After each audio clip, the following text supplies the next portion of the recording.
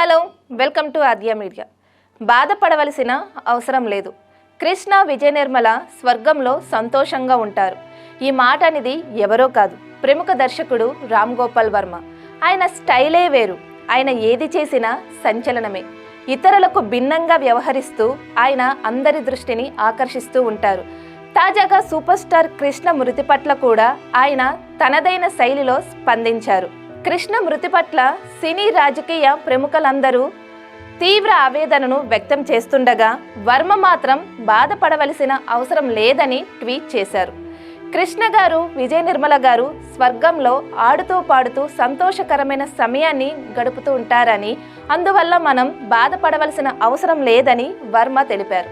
అంతేకాదు, మోసగాళ్లకు మోసగాళ్లు చిత్రంలో కృష్ణ విజయ నిర్మల కోరినదే నెరవేరినది పాటను కూడా షేర్ చేశారు.